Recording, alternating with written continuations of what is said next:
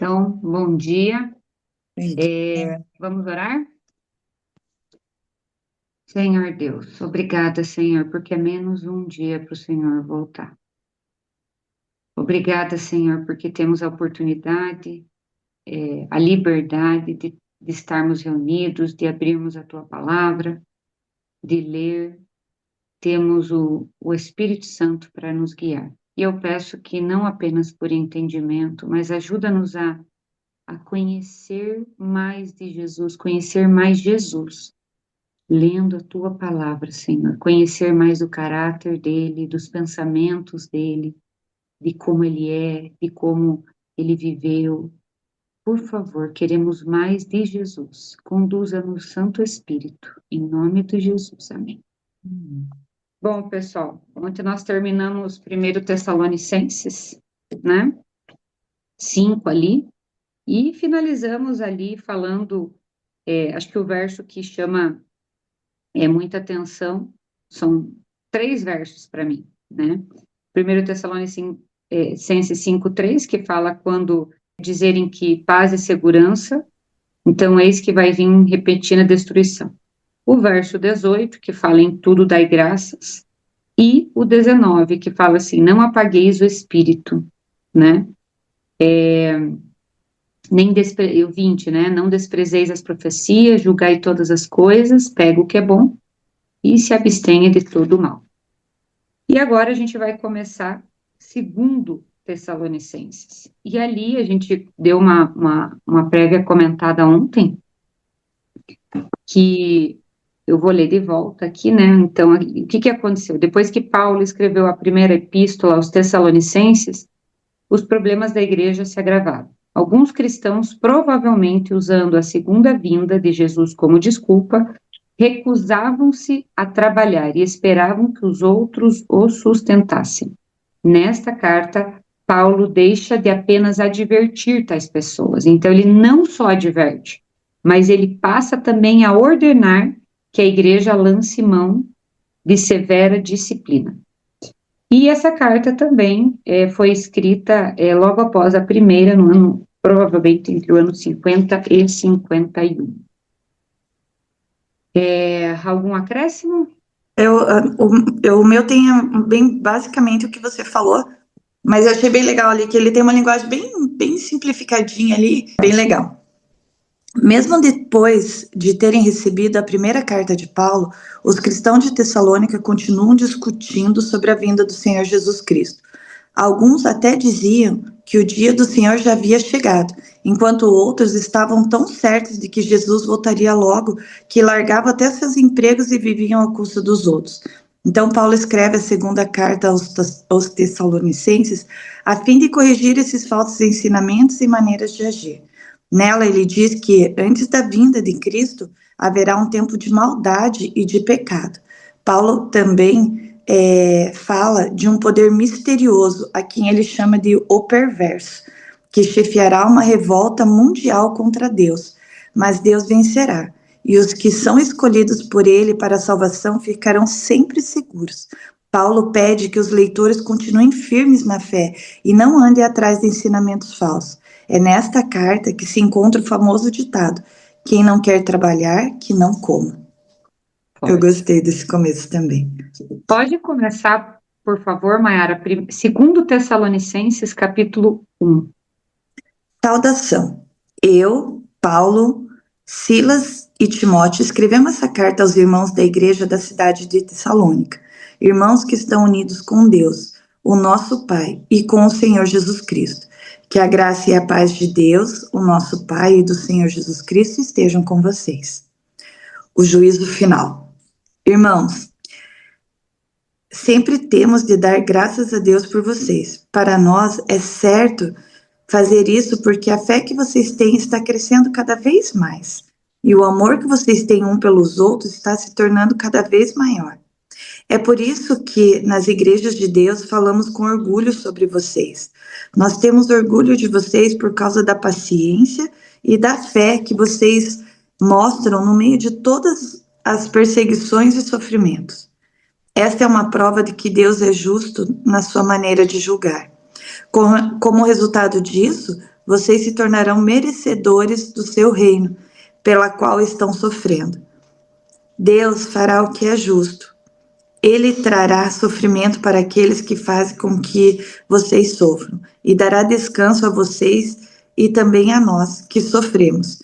Ele fará isso quando o Senhor Jesus vier do céu e aparecer junto com os seus anjos poderosos, no meio de chamas de fogo para castigar os que já rejeitam a Deus e não obedecem ao Evangelho do nosso Senhor Jesus.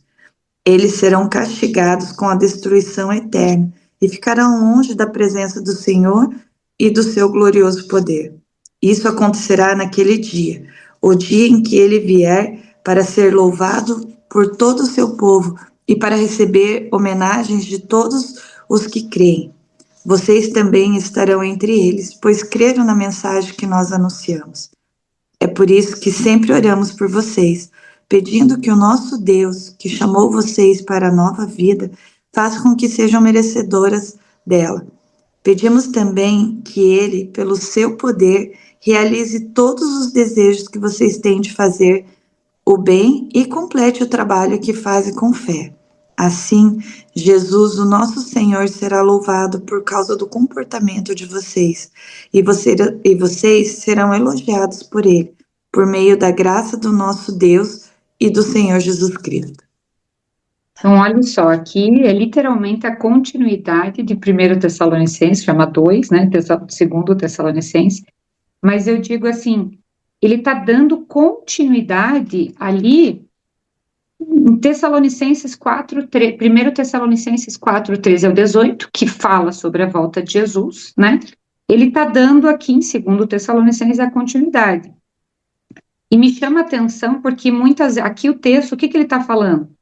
Ele está falando, olha, vocês estão sofrendo, né? Estão sendo perseguidos, estão passando aí tribulações, mas eu fico feliz porque a fé de vocês ela está firme, ela não desiste, né? A gente está feliz por isso, e vocês, basicamente, o que é teu está guardado, é isso que Paulo está falando, né? O que é teu está guardado, e isso vocês vão receber quando? Quando Jesus voltar. Aqueles que estão fazendo vocês sofrerem, estão perseguindo, eles vão ter o juízo deles, mas não é agora, é quando Jesus voltar.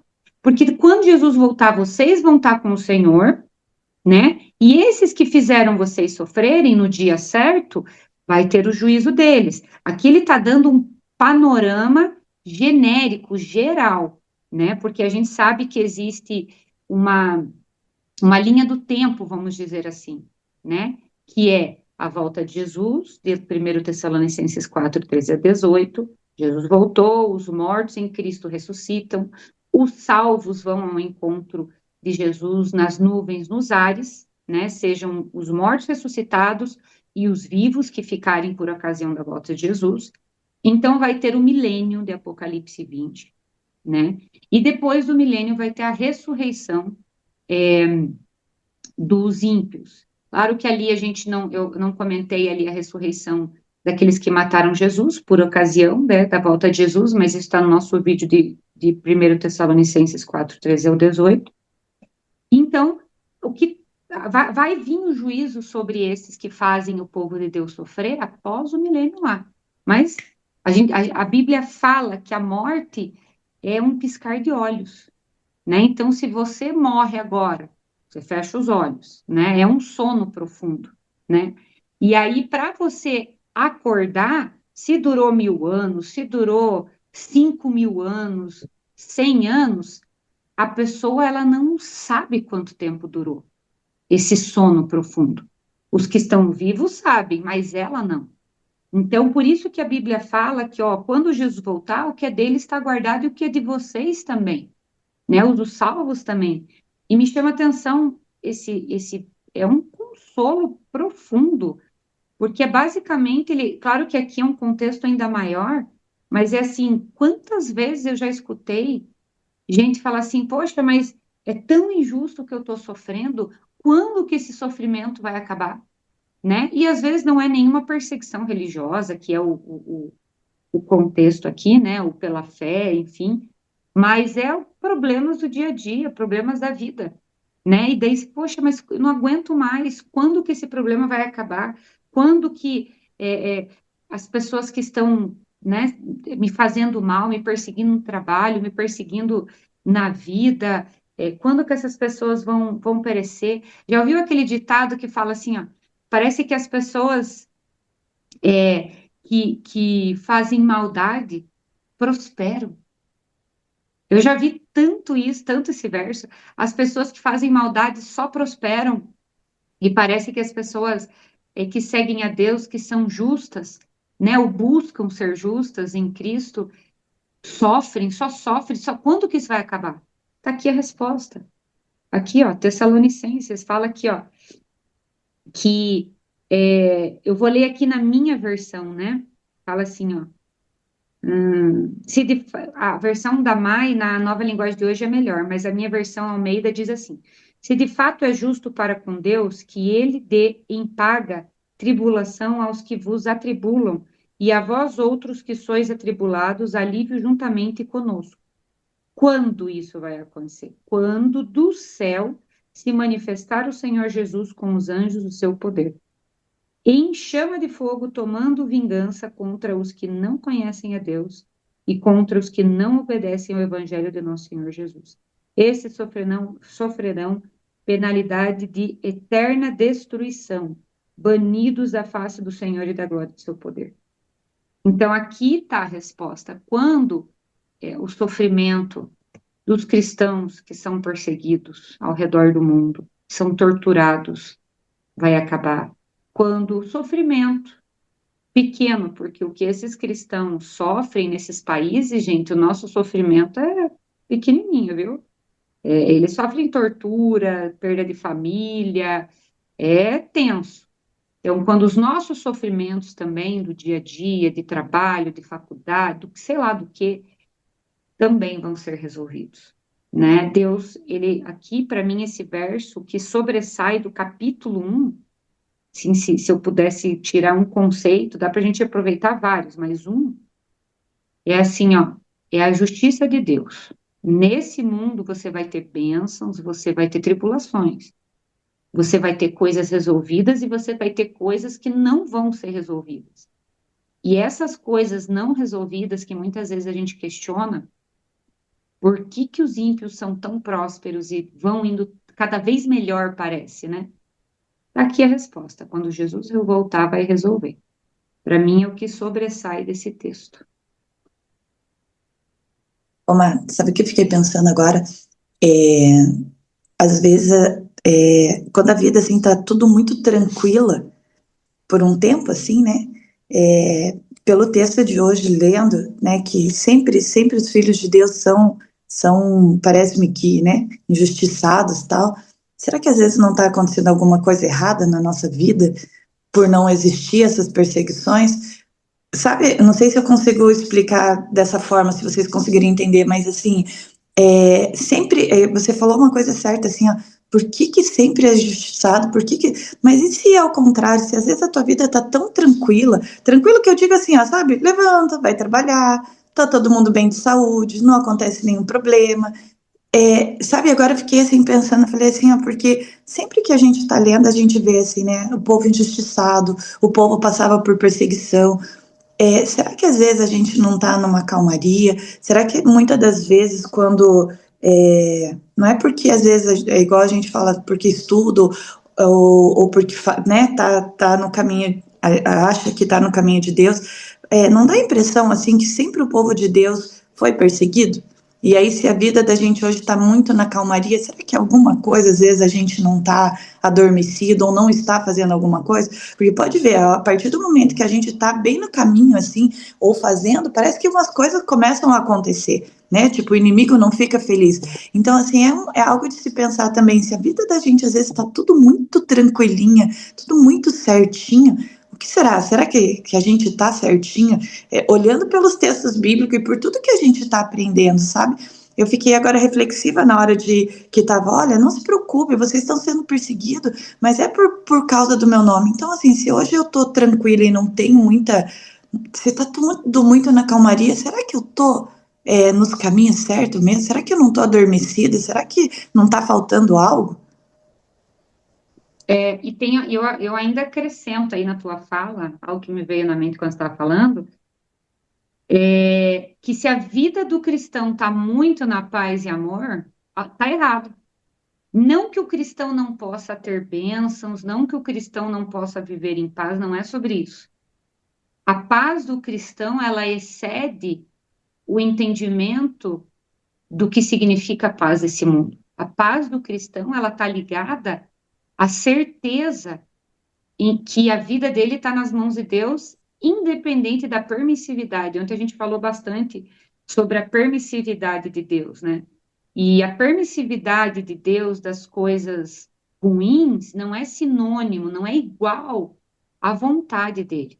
Deus permitir que o mal ainda atue não é sinônimo do querer e da vontade dele. Ele apenas está permitindo que o desenrolar da consequência deste mundo de pecado chegue ao seu fim, ao seu último dia, que vai ser por ocasião da volta de Jesus. Ele está permitindo, digamos assim, as regras do jogo funcionam. Qual é a regra do jogo? Dentro do pecado, né? Além da maldade do pecado, o livre-arbítrio. Ele permite, Deus, vamos dizer assim, um tabuleiro. Imagine um tabuleiro. Então, nós estamos num jogo chamado Grande Conflito. Tá? Esse é o jogo que nós estamos vivendo, estamos jogando. Existem um contexto desse jogo. Qual é o contexto desse jogo? O mundo caído de pecado. Tá? Existe a regra do jogo, o livre-arbítrio. E existe a salvação do jogo, que foi a cruz, certo? A morte de Jesus na cruz e a finalização desse conceito da morte de Jesus na cruz, que é para salvar todo aquele que nele crê, né? Que crer em Jesus, entregar sua vida por amor a Jesus, né? A sua existência, o seu dia a dia a Cristo, vai se completar na vinda dele. Então, Deus ainda permite coisas injustas, ruins, porque nós ainda estamos nesse jogo chamado grande conflito, onde a principal regra é o livre-arbítrio. Então, por isso Deus dá essa permissão, porque existe essa regra, e Deus não duela com o caráter dele. Ele nos deu essa possibilidade de escolhermos amá-lo, de escolhermos adorá-lo, escolhermos ele como nosso Senhor e Salvador, e a possibilidade também de rejeitar a cruz. Deus nos deu isso. E ele não duela, ele é Deus. Se ele quiser, ele acaba com tudo, assim. Mas ele não duela com o seu caráter. Ele segue, ele é aquilo e ele respeita, ele é o primeiro a seguir aqui, as diretrizes, né, que ele direciona. Então, quando ele nos deu o livre-arbítrio, antes do pecado, ele mesmo se pôs numa situação, não sei se vulnerável seria a palavra, mas vou usar, né? Se colocou numa situação vulnerável para que os seres que ele criou pudessem escolher ele, legal, show de bola, ou pudesse não escolher ele. Ele mesmo se colocou assim. E por que que Deus se colocou dessa forma? Porque a gente não consegue obrigar ninguém a amar a gente. A gente não consegue. O amor, ele vem por escolha. O amor, ele é uma escolha. Ele é muito mais que um sentimento que a gente sente aqui, aquele fogo no coração, que a gente ama alguém. O amor, ele é uma escolha. Vou dar um simples exemplo. Mãe. Mãe dá vida a um filho. Beleza. Mas assim, e quando o filho só te aborrece? E quando o filho vai contra os teus ensinamentos, os teus princípios, você vai deixar de amar o teu filho? Não, você continua lavando a roupa dele. Quando teu filho te desobedece, quando o filho bate de frente com você e é desrespeitoso e fala coisas que te magoam e te machucam e te ferem, você não vai deixar de amar o teu filho. Você pode ficar com raiva, triste no momento, mas se tiver que dar a tua vida por amor do teu filho, você vai dar. Isso é o livre-arbítrio, é você escolher, né? E é isso que Deus fez. Eu quero ler só um verso de Provérbios 11:18, que fala assim, ó, sobre os ímpios, tá? O perverso recebe um salário ilusório, mas o que semeia justiça terá recompensa verdadeira. E Provérbios 23:17 fala assim: não tenha o teu coração inveja dos pecadores, Antes, no temor do Senhor, perseverarás todo o dia. Então, só para coroar esse conceito de 2 Tessalonicenses capítulo 1, assim, se eu pudesse resumir assim, ó, o que é teu está guardado. Tanto para os ímpios, né, que vivem de qualquer jeito, e às vezes a gente fala ímpio, a gente já lembra de assassino, de estuprador, de, sei lá, o pior, né? Mas não, às vezes a pessoa não é uma assassina, de fato, mas odeia o outro, assassina o outro na mente, no coração, né? Vive uma vida normal, às vezes até dentro de igreja, né? Mas tem o coração sujo pelo pecado, pelo seu eu, né? Então, o que é teu está guardado, é basicamente isso. Fica de boa, que o que é teu está guardado. Deixa Jesus voltar, você vai receber tua recompensa. Mai, segue o barco? Seguimos Quer o barco. comentar? Mais alguém? Então, toca o barco. Capítulo 2. A revolta, o perverso e a misteriosa maldade. Agora... Hã? Ihu! Que medo! Agora, irmãos, a respeito da vinda de Jesus Cristo, o nosso Senhor e o nosso encontro com Ele, pedimos a vocês o seguinte: não se perturbem facilmente, nem fiquem assustados se alguém afirmar que o dia do Senhor já chegou. Talvez alguém diga que nós tenhamos afirmado isso enquanto profetizávamos ou anunciávamos o Evangelho, ou que escrevemos isso em alguma carta. Não deixem que ninguém os engane com nada disso, pois antes desse dia terá de acontecer a revolta contra Deus, e terá de aparecer o perverso, que está condenado a ir para o inferno. Ele será contra tudo o que as pessoas adoram e contra tudo o que elas acham que é divino. Ele vai se colocar acima de todos e até mesmo vai entrar e sentar-se no templo de Deus e afirmar que é Deus. Por acaso vocês não lembram que eu lhes disse tudo isso quando estava com vocês? E vocês sabem também que existe alguma coisa que não deixa que isso aconteça agora. Porém, no tempo certo, o perverso aparecerá. A misteriosa maldade já está agindo, mas o que está para acontecer acontecerá somente depois que for afastado aquele que não deixa que isso aconteça. Então o perverso aparecerá, e o Senhor Jesus, quando vier, o matará com um sopro e o destruirá com a sua gloriosa presença. O perverso chegará com o poder de Satanás e fará todo tipo de falsos milagres e maravilhas, e enganará com todo tipo de maldade os que vão ser destruídos. Eles vão ser destruídos porque não aceitaram nem amaram a verdade que os poderiam salvar. Por isso, Deus envia o poder do erro para agir neles, a fim de que acreditem naquilo que é falso. O resultado disso é que serão condenados todos os que não creem na verdade, mas têm prazer no pecado.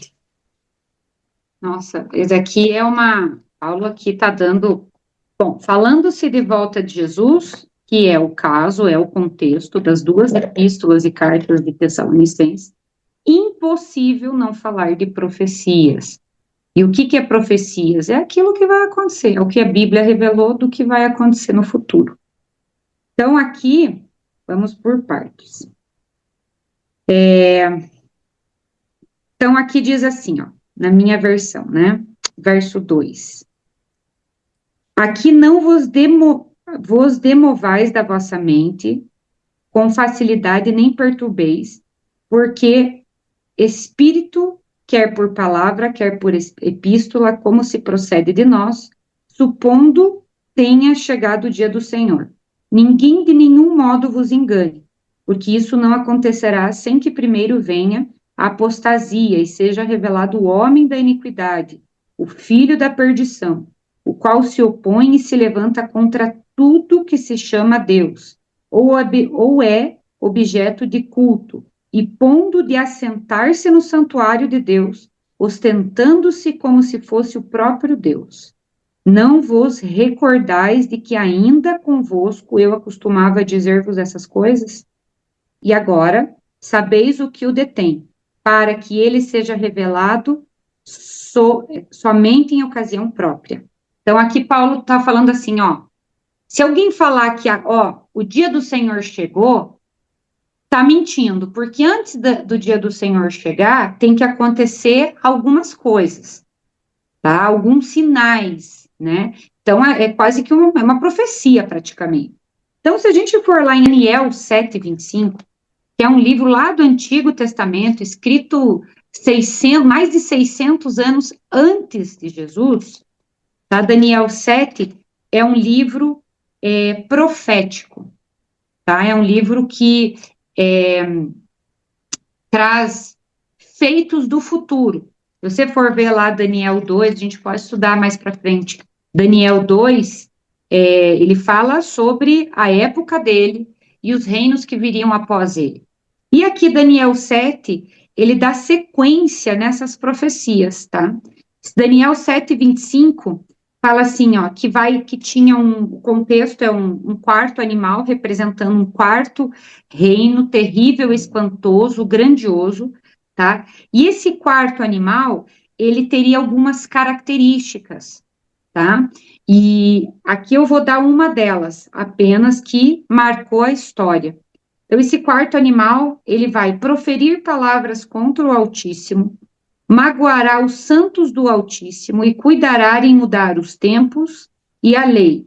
E os santos lhe serão entregues nas mãos por um tempo, 2 tempos e metade de um tempo, tá? E aqui, Paulo fala assim, ó, que seria um homem da iniquidade, o filho da perdição, verso 3 e 4, o qual se opõe e se levanta contra tudo que se chama Deus, ou é objeto de culto. Cuide presta atenção nessa observação. Objeto de culto, a ponto de sentar-se no santuário de Deus, ostentando-se como se fosse o próprio Deus. Gente, quando você. É que aqui eu não vou conseguir dar os pormenores, mas assim, aqui fala, se você for ler Daniel 2 e Daniel 7, você vai ver que quais eram os reinos? Na época de Daniel, Babilônia. Então, o reino da Babilônia. E ele fala de um reino que viria depois da Babilônia, os medos e os persas, tá? E depois dos medos e os persas viria um outro reino, a Grécia de Alexandre o Grande. Depois da Grécia, eu estou resumindo, tá? Da Grécia de Alexandre o Grande viria qual? Um reino terrível e espantoso, o reino de Roma, que veio antes lá de Jesus e foi até posterior. E depois do reino de Roma, a gente vê na profecia bíblica que o dedo da estátua, né, que é uma visão, teriam 10 dedos. E você pode ver pela história que foram as 10 tribos bárbaras que deram origem hoje aos principais países da Europa. Porém, a profecia acaba no reino de Roma, tá? E então, teria esses 10 dedos, que daria origem à Europa, e viria uma pedra sem auxílio de mãos do céu, e simbolizando a volta de Jesus. É um resumão do que diz do livro de Daniel. Esse reino de Roma, ele teria várias fases, tá? E o Daniel fala no verso 7:25 que ele iria falar palavras contra o Altíssimo, né? E iria cuidar de mudar, iria perseguir os santos do Altíssimo, iria mudar os tempos e a lei. Gente, é história, tá? Eu não estou nem falando de religião aqui, eu estou falando de história. Qual reino na história que teve suas várias fases e que permanece até hoje, teve as suas fases do Império Romano, que foi lá, que era a fase que comandava a época de Cristo. Depois veio ali a conversão do imperador, né, lá para o ano 312, 321, que foi mudado os dias. mudou a lei de Deus no ano 321, batendo com a profecia de Daniel 7:25. Que reino que está nessa estátua profética, que não tem outro, não tem historicamente outro que mudou isso, que mudou os tempos. Foi ao longo dos anos o Império Romano, que depois veio se tornar a Igreja Católica Apostólica Romana, né? Igreja Católica significa, a palavra católica significa universal, né? Então, Igreja mundial, universal, católica, romana, né? Que continuou essa linhagem pela história, tá?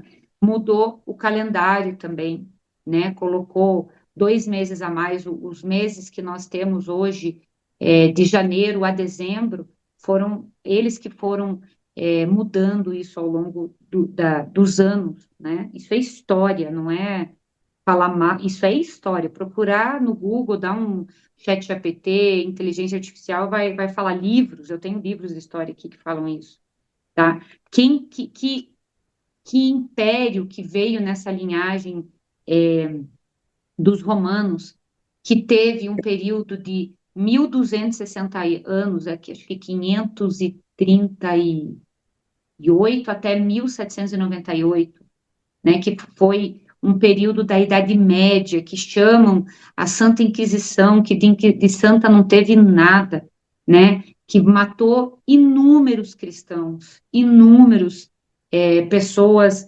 vários pré-reformadores, por isso que surgiu a pré-reforma e a reforma protestante, que protestou contra os dogmas da igreja na ocasião, protestou contra a forma que a igreja levava a palavra de Deus. E o que era esse protesto? Eles, basicamente, e a maioria dos protestantes, gente, a maioria, eu não vou falar com propriedade de todos, porque eu não conheço todos, mas a grande maioria dos protestantes eram monges, padres, entendeu? Bispos que trabalhavam na liderança da Igreja Católica. E eram pessoas sinceras, honestas, que amavam a Deus. E como muitos irmãos hoje amam, né? Como eu amo. Então, assim, o que eles percebiam? Poxa, eu tenho acesso à Bíblia de uma forma geral, tá? Eu estou resumindo do resumo. Então, eles estavam nas atividades ali, Martinho Lutero foi um desses, tem outros, estavam nas atividades ali eclesiásticas, né, nas suas funções de liderança, de padre, monge, bispo, enfim, e aí falavam assim, poxa, eu tenho acesso a essa palavra, o povo também tem que ter, e começava a pregar para o povo a palavra. E aí a liderança da igreja achava isso ruim. Por quê? Porque a Bíblia ensina que perdão de pecados só Deus pode perdoar. Você não tem que ir para um sacerdote eclesiástico, um sacerdote da tua igreja, um líder da tua igreja pedir perdão pelos pecados que você faz. E aí esses detalhes começaram a incomodar esses padres, esses monges, esses bispos que estavam dentro da Igreja Católica Romana, na ocasião da Idade Média. E eles começaram a pregar para fora essas verdades bíblicas. E aí a liderança, os papas, os cardeais, os de cima da igreja, começaram a chamar atenção. Por exemplo, a venda de indulgências foi uma dessas coisas, tá? Que tomava o lugar de Deus, como diz aqui em Paulo, ó, ostentando-se como se fosse o próprio Deus, objeto de culto. A gente sabe que hoje a liderança máxima da Igreja Católica, ele é um objeto de culto, sim. Quando você beija a mão de um ser, se prostra para esse ser, é um objeto de culto. Não é um respeito. Eu respeito o meu marido, eu respeito os meus filhos e não me prostro para eles. E eles são as pessoas mais sagradas, as pessoas mais sagradas que existem na minha existência, na minha vida. E eu não fico me prostrando, eu não os trato como se eles fossem alguém santos, imaculados, sem pecado. Porque eles têm. A Bíblia fala que todos pecaram. Todos. menos um, Jesus. Então, a Bíblia fala muito, a gente vai ver aqui, ó, nos próximos versos, que a gente tem que buscar a santificação. O que é santificação? Não é você se tornar santo, sem mácula, sem pecado. Santificação é você buscar uma vida de santidade como Jesus foi. É você olhar quem que é teu alvo? Jesus. Eu quero ser como ele. Mas não significa que você vai se tornar alguém imaculado sem pecado. Muito pelo contrário. Você vai deixar de ser pecadeiro para ser pecador. Qual que é a diferença? Pecadeiro, você vive em pecado de qualquer jeito, que se dane, entendeu? Vou viver do jeito que eu quero. Pecador é quando você busca viver uma vida correta, de acordo com os mandamentos de Deus, ensinamentos de Jesus, e aí você, por algum motivo, você cai, você peca, ou porque você quis, ou porque você não conseguiu, ou porque você não se apercebeu. Mas não é uma vida cheia de pecado. É uma vida no pecado que quando você peca, você reconhece, se arrepende, você busca nunca mais fazer, e se fazer, o caminho é o mesmo. Eu não quero, você luta contra isso, é diferente. Então, isso é santificação. E você vê que esses requisitos cumpriram ao longo da história, na trajetória de Roma, do Império Romano, dando sucessão ali, né, na Igreja Católica Apostólica Romana, que continuou com o seu poder na Idade Média. Outra coisa que eles fizeram, né, eu estava falando da indulgência, de vender salvação por um papel que dizia que você tinha salvação porque você pagava para isso. Isso é tomar o lugar de Cristo. Isso é tomar o lugar de Deus.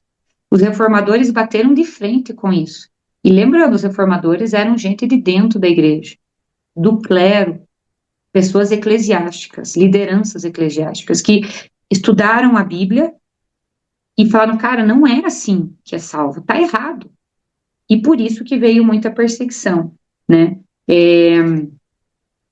E aqui fala ainda mais, se você for lá em Apocalipse 13, 2, a gente vai ver que Apocalipse dá sequência nisso, né? Eu não vou ler aqui porque são muitos detalhes. Apocalipse 13 é uma linguagem ilustrativa, figurativa, né? Cheia de códigos que a própria Bíblia desvenda, tá? Mas, assim, aqui, o que chama muito a atenção, Apocalipse 13, 2 fala assim, a besta, que vi semelhante ao leopardo, com os pés de urso e boca de leão. Por que que ele dá essa narrativa de leopardo, urso, leão, tá? Porque lá em Daniel 17, é essa narrativa, leopardo, urso, leão, e daí o animal terrível e espantoso. Então, aqui ele está falando desse animal terrível e espantoso, que é o reino de Roma na ocasião, que vinha. Né, você tem uma ideia? Quando Daniel escreveu, que foi em torno de 650 anos antes de Cristo, só existia a Babilônia e os medo-persas. Não tinha ainda o Império Romano, não existia o Império Romano. E ele já descrevia lá. E ele fala que Satanás deu, né, que dragão deu o seu poder e o seu trono e grande autoridade a esse reino, né? Então vi uma das suas cabeças como golpeada de morte, mas essa ferida mortal foi curada. E toda a terra se maravilhou seguindo a besta. Apocalipse 13, 2 ao 3. E que é uma pincelada, né? Quando que essa ferida mortal foi curada? No ano 1798, quando o Papa Pio VI foi preso pelo coronel Berthier, tá? Pelos franceses, quando começou ali a Revolução Francesa. Por que que essa ferida mortal vai ser curada? Foi como uma ferida como mortal. Por quê? Porque acabou o período da perseguição da Idade Média e do grande poderio católico romano, papal. Acabou. Em 1798 acabou. Por isso que essa ferida foi golpeada com um golpe mortal. Mas a Bíblia fala que ela seria curada e que o povo iria voltar a se maravilhar dela, tá? Eu não tenho tempos para entrar em detalhes ali, nossa, já deu até o nosso tempo, mas assim, aqui fala que esse poder, esse poder que fala anticristo, a gente chama de anticristo, eu não gosto muito dessa palavra, mas que fala contra Deus, por isso que se fala anticristo, ele vai se manifestar, vai ter grandes feitos. Mas aqui também fala que quando Jesus voltar, segundo Tessalonicenses 8, certo? Vai ser revelado o iníquo, a quem o Senhor Jesus matará com o sopro da sua boca e destruirá pela manifestação da sua vinda. Por quê? Porque quando ele vai vir em grande poder e glória, tá? E lembra que a gente falou que os ímpios vão, acho que eu não sei se eu comentei, os ímpios vão morrer, né, por ocasião da volta de Jesus, né, e ora, o aparecimento do iníquo é segundo a eficácia de Satanás, ou seja, mais uma vez a Bíblia falando que esse poder anti-Deus, anticristo, é dado por Satanás. E o verso 11, por esse motivo, pois, que Deus lhes manda a operação do erro. Então, aqui a gente vê assim, poxa, mas é Deus que causa, então, tudo isso? Então, a gente é tipo um Lego. Ele que manda esse erro, é ele que faz isso? O que vocês acham, Mai, para a gente finalizar aqui o comentário, porque eu acho importante esse ponto. A Bíblia, por exemplo, vai em Êxodo 4:21 rapidinho para a gente finalizar. A gente falou bastante sobre o livre-arbítrio aqui, né? E Êxodo 4:21 fala, o contexto lá é das pragas no Egito. Fala assim, ó. Disse o Senhor a Moisés: quando voltares ao Egito, vê que faças diante de Faraó todos os milagres que te hei posto na mão, porque eu lhes endureci o coração. Espera aí, então, Deus faz as coisas, ele endurece o coração do homem, aqui no caso do Êxodo, né? Deus manda a operação do erro, em 2 Tessalonicenses 2:11, é isso? E o livre-arbítrio? Pessoal, o que acontece? Toda vez que a Bíblia fala e Deus permitiu, e Deus tornou o coração do faraó duro, eu não vou ter tempo de esmiuçar, porque tem que ver a palavra no original, escrito no original, tá? E a gente não vai, porque o nosso tempo aqui já deu. Amanhã eu posso começar, inclusive, o nosso estudo sobre esse assunto. Mas, basicamente, assim, ó, toda vez, como que eles entendiam, como que o povo hebreu, o povo judeu, entendia e falava. Quando fala assim, Deus fez tal coisa, eles entendem que tudo está sobre a permissividade de Deus. É um pensamento cultural, tá? Que nós não temos aqui, né? Quando a gente fala, porque fulano fez tal coisa, nós entendemos como de forma literal. Mas na mente deles, cultural e do povo deles, toda vez que a Bíblia fala e Deus permitiu, e Deus fez, ou Deus causou, né? O Deus manda, não é no sentido literal que Deus está fazendo mal, mas é no sentido que, no livro de Jó, você vai perceber muito essas linguagens, que Deus tem o domínio sobre tudo, e apesar dele ter todo esse domínio, é ele quem dá a permissividade. Daí nós vamos entrar lá no começo da nossa conversa hoje. A permissividade de Deus, que é o que ele permite, por exemplo, aqui endureceu o coração do faraó, Deus permitiu que o coração do faraó ficasse endurecido, não foi Deus que endureceu na nossa cultura aqui, né? Deus permitiu, porque Deus tem o domínio de tudo. E o livro de Jó fala muito isso, Deus permite. A permissividade de Deus não é igual, não é sinônimo da vontade de Deus. Porque nós estamos, lembra, no tabuleiro, no jogo Grande Conflito, onde a regra é o livre-arbítrio, tá? Para a gente finalizar, a conclusão do texto de 2 Tessalonicenses 2:11, quando fala ali, né, que por esse motivo, pois, Deus lhes manda a operação do erro, a gente tem que entender, como eu já falei, a mente de quem escreveu, de como o povo pensava naquela época, que é diferente dos nossos pensamentos hoje. Eu vou dar um exemplo. Se hoje eu falar assim, eu estou morrendo de sono, escrever uma carta para minha filha, estou morrendo de sono, filha, hoje, porque eu fiz isso.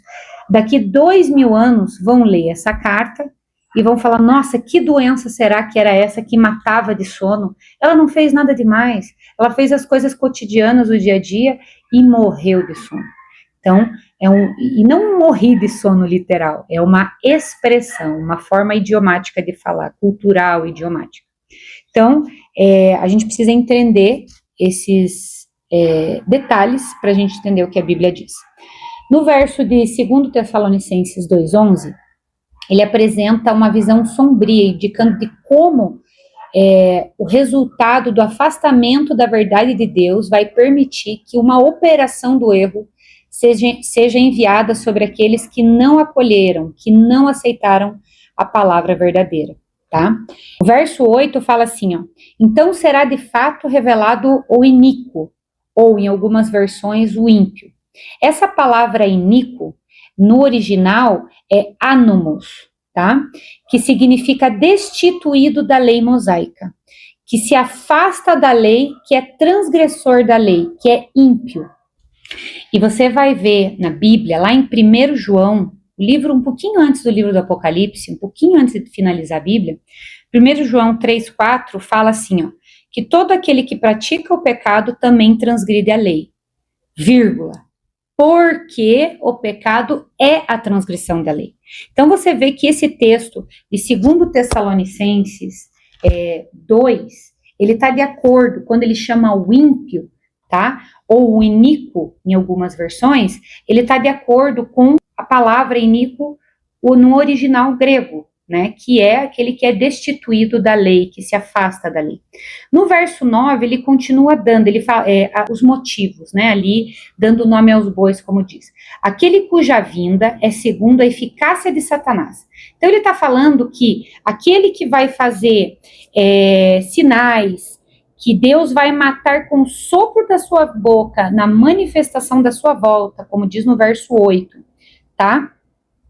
Que vai fazer sinais e prodígios, no verso 9, prodígios da mentira, com todo engano de injustiça, aos que perecem. Então, aqueles que perecem, ele dá nome aos bois, como diz. Aqueles que perecem porque não acolheram o amor ou não aceitaram o amor da verdade para serem salvos. O verso 10 diz isso. Quem é a verdade? Jesus.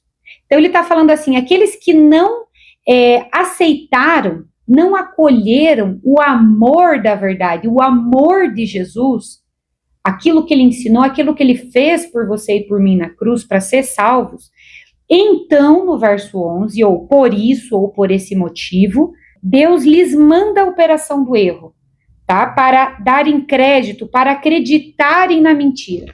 Então, o que acontece? Esse Deus manda é uma permissividade, tá? Ele está usando a palavra Deus para estabelecer que não se trata de um acaso, mas de uma ação soberana, a permissão do Todo-Poderoso, já que eles tomaram essa decisão pelo livre-arbítrio, tiveram essa escolha de não aceitar a verdade, não aceitar o amor, a verdade de Jesus, então Deus vai dar permissão para Satanás trabalhar através desse poder, desse sistema, desse iníquo que está contra a lei de Deus, que transgride a lei de Deus, para enganar todos aqueles que escolheram se afastar de Deus. Então, é o que esse texto está dizendo, tá? Então, esse texto serve como um chamado para a sua vigilância e para a minha vigilância, e a constante busca pela verdade de Deus, além de refletir sobre a natureza do seu e do meu livre-arbítrio e as consequências. Toda escolha que eu e você fazemos, ou boas ou ruins, vão ter uma consequência. Não adianta depois ficar culpando o capeta por tudo e falar que tudo é culpa do diabo. Tem escolhas boas e ruins, tá? Satanás, ele põe pedras de tropeço, ele engana sim, mas no final, o único que pode tirar você e eu do céu é o nosso eu, é a nossa escolha. Satanás, ele atrapalha, mas ele não pode nos tirar do céu, pelo sangue de Cristo. Quem pode, de fato, escolher não estar ou estar no céu é o que o texto diz. É eu ou você, o nosso maldito eu, que a gente tem que matar todos os dias. Martinho Lutero tem uma frase que atribuem a ele, que ele fala assim, para a gente finalizar sobre esse texto, que quando ele se batizou, ele achou que ele tinha matado o velho eu dele, mas ele descobriu que o miserável sabia nadar. Então, ele tem que matar o velho eu todos os dias. É isso. É você e eu escolhermos nesse jogo de tabuleiro chamado Grande Conflito, pela verdade, pelo amor de Jesus, pela verdade que é Jesus, para que a gente não fique nas redes de Satanás, porque Deus vai permitir que ele continue enganando, sobretudo tem um engano com sinais, prodígios, sinais muito fortes nos tempos que a gente está vivendo e que está por vir. Não permita ser enganado, não deixe o teu eu te dominar. Lute, peça a Deus em oração, lute em oração, para que o Espírito Santo conduza a tua vida, para que você deixe o pecado, porque, queridos, de mim não tem nada que eu possa fazer de bom. Mas existe sim muitas coisas boas em mim.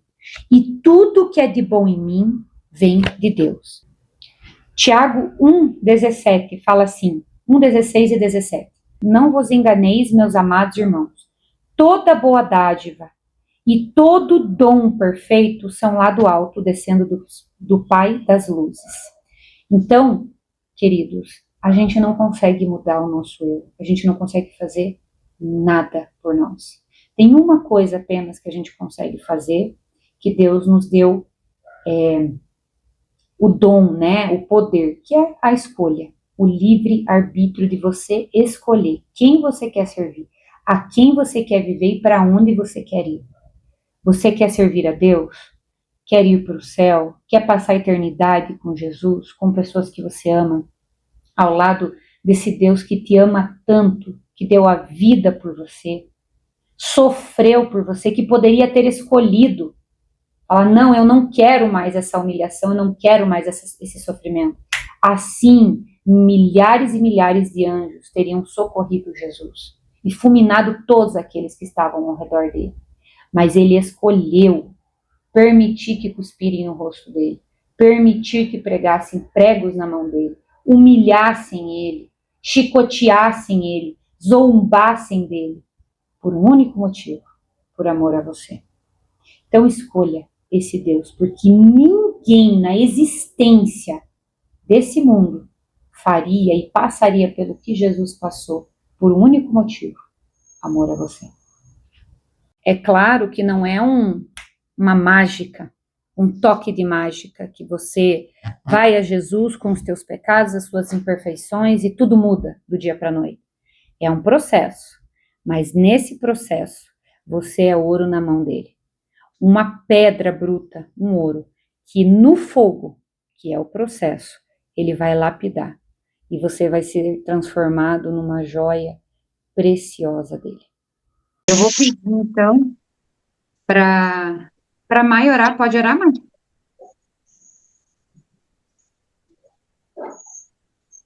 Vamos orar. Querido Deus que estás no céu, muito obrigada. Senhor, obrigada porque o Senhor nos dá esse momento.